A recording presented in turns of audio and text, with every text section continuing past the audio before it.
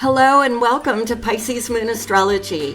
I'm your astrologer, Kate Leonard, and I'm excited to explore the stars with you. Hi everyone, it's another eclipse week, right?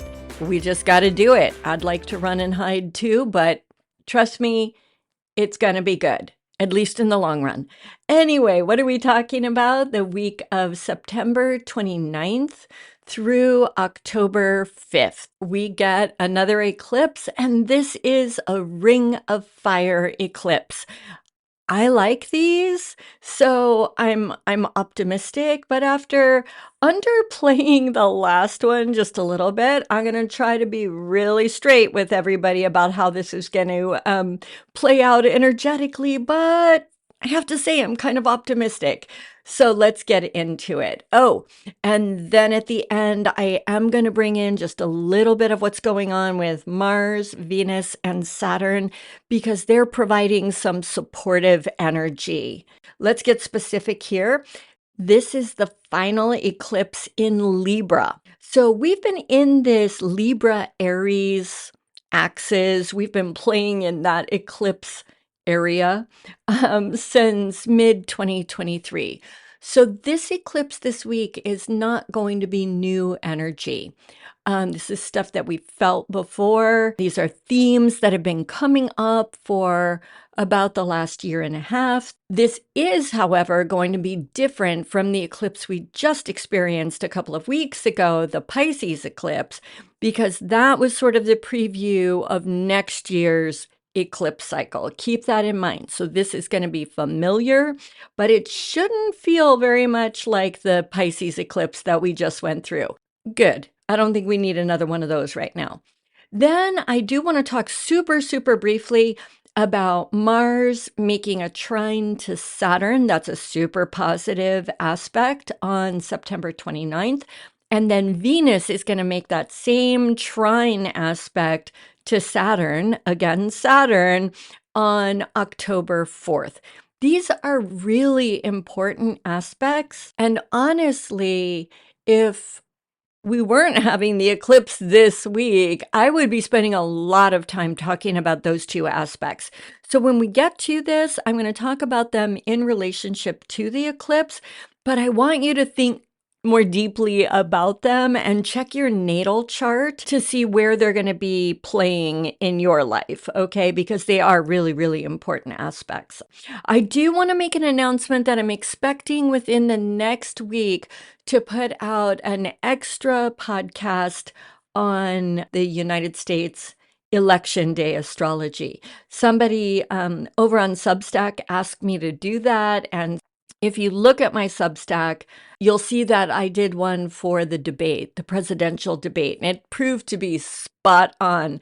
So I think I'm being challenged now. Like, can she get it right again for Election Day? So I'm certainly going to try. This time I will absolutely release it as a podcast as well. Okay, so enough of all of that. Let's get into this eclipse. This is an annular solar eclipse. They call them ring of fire eclipse because the moon is far away from the Earth during this kind of eclipse. It's not big enough to completely cover the sun as far as from our perspective. So the moon, when it centers itself on the sun, there will be a ring of fire. I've talked about somewhere that Libra is usually about being fair to others. It's the balance scales. It's like, is everybody okay? Is the whole group feeling good about whatever's going on? What can I do to make other people more comfortable? It's got a little bit of that self-sacrifice to it in the service of fairness and making sure everybody's okay. It's a Venus-ruled sign, so it's got that aspect of Venus going on. But this is a South Node eclipse. So there's something about this sense of fair play, this balance, this need for everybody to be okay. There's something we're supposed to be letting go of in that. And again, this is not new. I've talked about this before. This is not our first eclipse in this area.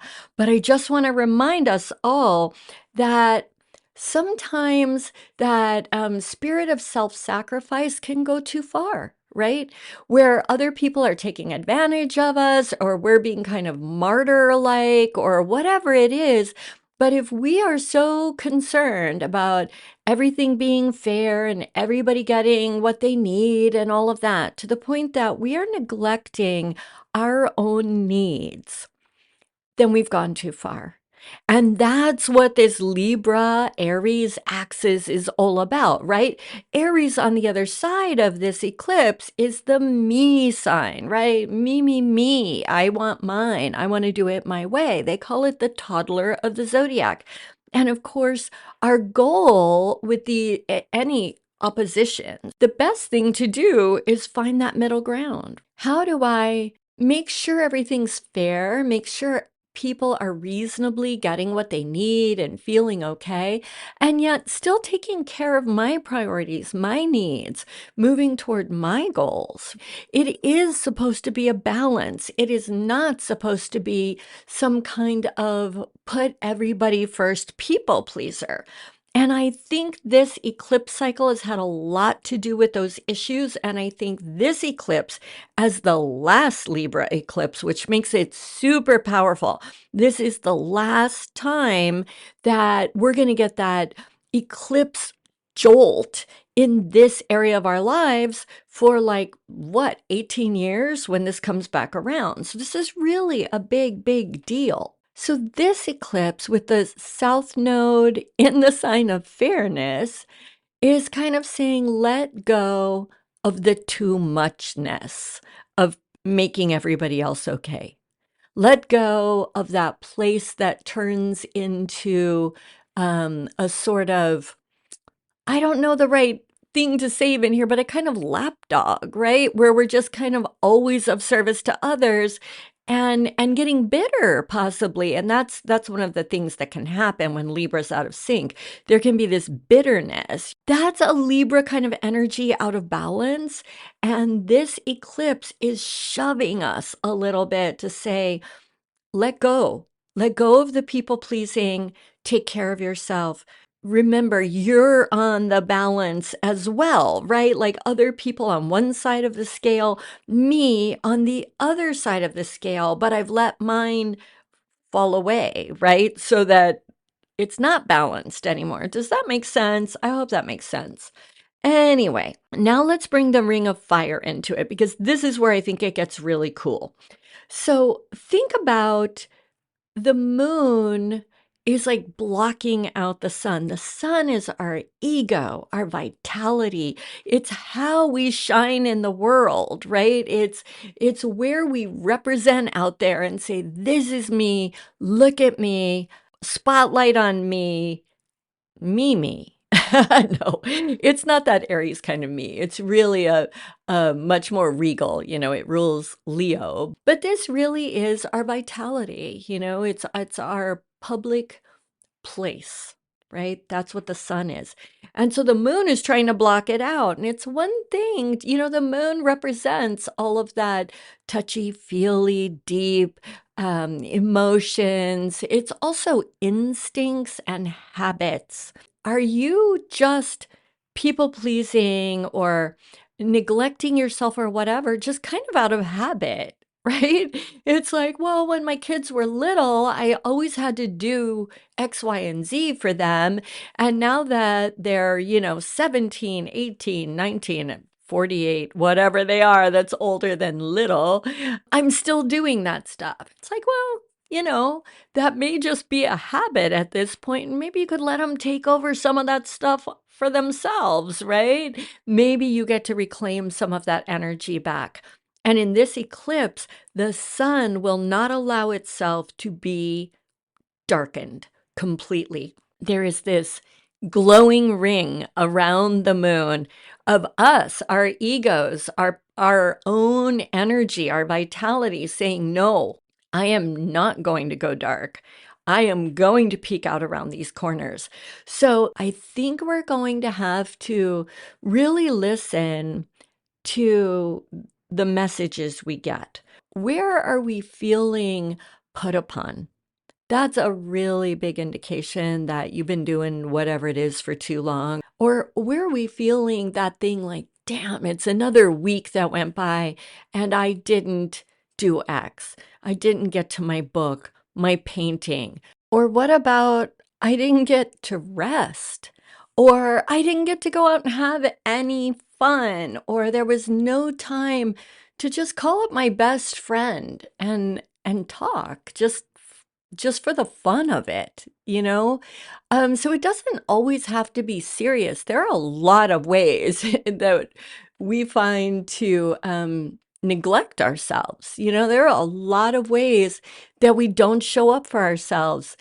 Did a week go by where you didn't go exercise or didn't go to yoga class or meditation group or whatever it is?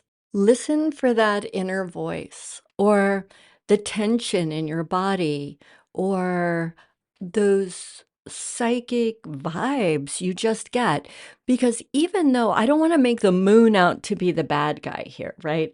It's not like the moon going over the sun is trying to block out our will or something like that. This is a new moon. That's what this kind of eclipse always is. New moons they're the opportunity to set intentions. They're times of beginnings, right? This is a beginning that comes with South Node letting go built into it. So beginning with ending in a way, what do we need to shut down and do less of so that we can start a new chapter in our lives where we really prioritize ourselves to a little bit higher degree. That's what this is all going to be about. But the moon is not the bad guy. The moon is giving us this opportunity to set these intentions, right? It's by darkening out, darkening out, I don't think that's a thing, but by eclipsing part of the sun, it's giving us the opportunity to see an area of life where we need to grow and set those intentions to start a new phase. So look for where you need to change or what this is going to mean to you first by looking at your house system in your chart. Where is your Libra? What house is it in? That is everything, right? But also use those lunar qualities of intuiting and feeling and sensing what kinds of changes need to be made. And remember also, and I know this is old news for most people, but just for those who are a little bit newer to astrology and thinking about the eclipses in this way, eclipses bring fated, permanent change. This is a big, big deal. The transformation we make during this time is really meant to sort of give us a push to align us onto our path of destiny. And what the eclipses do is they spiral around the zodiac, sign by sign by sign, or it's really axis by axis, but you get what I'm saying. And then they give us that opportunity to make these necessary changes to help us grow. And then they move on to the next area of life. And around they go. If we don't take this opportunity, because we still have free will, right? When I say things are fated, they kind of are. But I mean, we can dig in our heels and just say, absolutely not. Yes, I'm getting the messages. Yes, I know I'm supposed to add more leisure into my life, more fun, more, I don't know, sex, romance. It depends on the house. I feel it, I know it, but I can't. I'm not going to, you can't make me. And often the cosmos really can't make you. Sometimes they can, but often they can't. But then you go into that next house. So let's say you're getting hit in the fifth house of leisure, and you're like, no, I just cannot go out and have any fun. I can't go out and just, play. That's out of the question. Well, that's fine, except then next eclipse cycle, the nodes are going to be, that node that was in the fifth is going to be in the sixth. That's now about work and health. Now you come to that area less prepared. What's a good thing to have in your pocket when you're going to be doing an intense period of work? The ability to set boundaries and know how to have fun and make room for leisure. If you're going into the sixth house, is very in this example, right? The sixth house is really big on exercise routines and diet and all of that sort of thing because it's a health house. It's one of our main houses in medical astrology.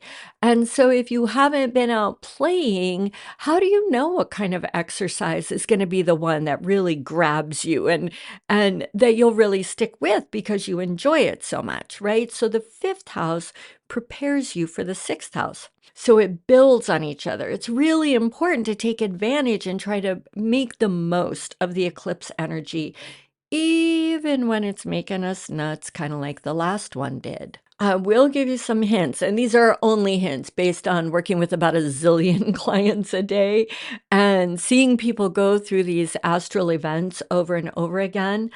Pay attention to things like passion projects that have been pushed to the side that every time you think about them, you're like, oh, I haven't written my book. I haven't worked on it in like X number of days, weeks, months, years, whatever it is. What about career goals that you kind of put on hold? It's like, yeah, I want to go back to school because I really want to get that promotion or move into this other kind of work, but it's really big and I haven't had time and I've pushed it aside. Personal transformation, especially if it's hitting in your first house or even maybe your sixth house. But the moon is our body too. So this may apply to anybody. Personal transformations, things like a certain level of fitness, some kind of fitness goal, weight loss, weight gain, whatever your thing is.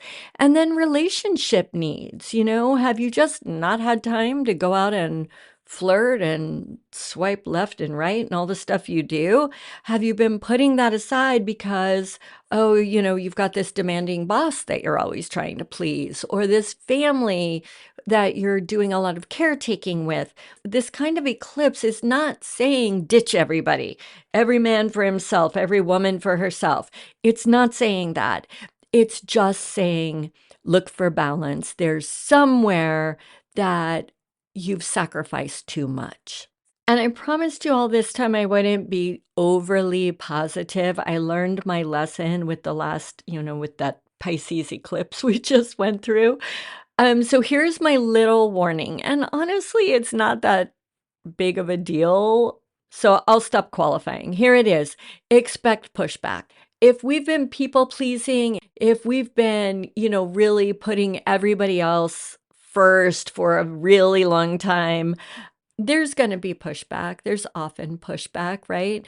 People expect what they've always gotten. You've always done that. But mom, but darling, but co-worker. I don't know what do bosses call people? Hey, you've always played this role for me. So what are you mad at me? Are you pulling away from me? So the more communicative you can be and the I don't want to say gentle because again, that's Libra out of whack, right? Like, oh, tread carefully so that we don't upset the others. No, they might be a little bit upset. And we can be communicative and we can be compassionate, but we need to be really, really careful because this is like this trap that happens during this kind of eclipse where it's like, oh yeah, I'm taking back some of my own time, except, oh no, you don't feel good about it. So let me spend all my time trying to make you feel good about me taking back some of my time. Do you see the vicious trap we could get in? I think you do. So enough of all of that. Now, as I promised, I don't want this to be so long. I appreciate you sticking with me. On September 29th, Mars is going to form a trine that is the most positive aspect with Saturn. Mars is going to be in Cancer, Saturn is in Pisces. This is very cool during this time. Now, this is happening just a couple of days before the eclipse. So we're going to have this energy going into the main event. I mean, we're already feeling the eclipse energy, but it does have a peak when it has its peak, right? Mars is initiation, passion. It's the fire needed to, like, I can take on the world. I can do anything. But Mars is not great with the follow through, right? He's really good with that passionate drive at the beginning, but he's not great with follow through. Saturn, who's going to be in a good condition with Mars, he brings that seriousness and that work ethic and that ability to stick to something. So while we're carving out this time for the novel, the leisure time, the diet, the whatever it is, right? Mars is going to give us some fire and Saturn is going to give us the strength and the will to stick to it. Then we get on the other side of the eclipse on October 4th, and we've got Venus, the goddess of love, art, money, women in general, relationships in general, whether romantic or any other relationship. And remember, Venus is the ruler of Libra, where the eclipse is taking place. She's going to be in sexy Scorpio. And she's going to be trining Saturn in Pisces. So this is like all of those Venusian things that I just mentioned. And we're going to add a little bit of weight and seriousness to those areas of life. This is another really good energy coming in to support us as we move forward from eclipse energy, right? First off, like I said, Venus rules the eclipse. So she gets it. She gets that Libra stuff. That's what she's about. But Saturn is about boundaries. And I personally think Saturn's awesome. I mean, who wants an art project that's flimsy, that's non-serious? Who wants a love affair that's shallow, right? Saturn brings that weight to all of this amazing stuff that we're going to be working on. So I think this is going to be a good week, and I really do want to hear from everybody. The best way to leave me comments, to be sure I'll see them, is to leave them over on Substack. It's totally free, you guys, so just go over. I don't do anything weird. There's no money involved or anything. And I guess that's it. I'm going to wish you a happy eclipse week. Thank you so much for sticking with me to the end. Please share the podcast if that's possible. And yeah, just know that I'm really grateful for all of you. And I'm going to be, going through this with you. We'll talk about it on the other end. So until next week, go out and seize the energies of the stars. That's my wish for you always. And until next week, bye.